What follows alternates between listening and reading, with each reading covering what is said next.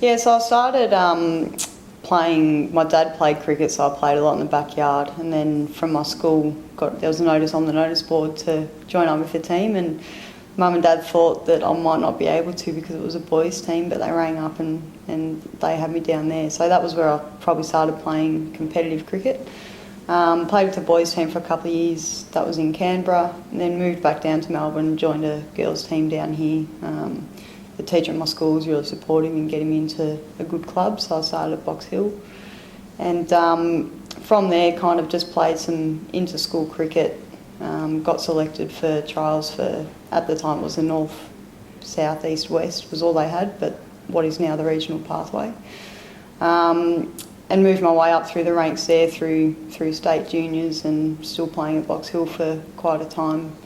Ended up moving clubs and made my debut for Australia shortly after. Yes, I'd played some Australian under-23 stuff, and the natural progression would have been to go up into the seniors. It took me probably a couple of years to get there. I was playing state for probably 6-7 years before I broke into the Aussie team. So I think that was a really good sign for me to, from the age of 22, 23, sort of thought, well, if I don't get in now, I've missed my chance, and just went away to work hard at state cricket, and eventually made my way up into the, had a couple of really good years at state cricket and broke into the Aussie team just before I turned 26. So I guess I had to push for it and work hard, and it came a little later than what it does for some people, but I think that's taught me a lot of resilience along the way as well.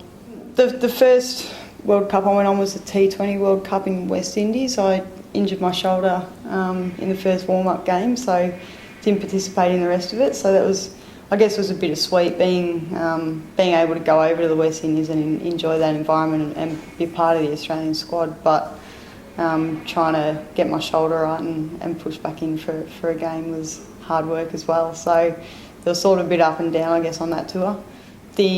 Probably the most memorable one would be the India 2013 World Cup. That was a one-day World Cup, and they don't come around very often, so for me to be in the team at the right time for that and get the win as well, bowled the last wicket, so being able to celebrate that moment. It was also Lisa Slaker's last game, and being able to be out there and celebrate that, and being a World Cup, and being able to now have both titles under our belts was a really big special moment as well. Yeah, so I moved from Victoria. I spent 12 years playing cricket in Victoria, and moved down to Hobart this year. So I just felt like I needed a bit of a fresh start. My game's probably plateaued a bit the last couple of years, and I felt like I needed something to kickstart me both in my cricket and just in life, with just having a fresh environment and giving myself some new challenges down there. So I moved down at the start of the season and played with the Tassie Roar, and we're about to start the big bash with the Hobart Hurricanes. So it's a really exciting time for us at the moment down there.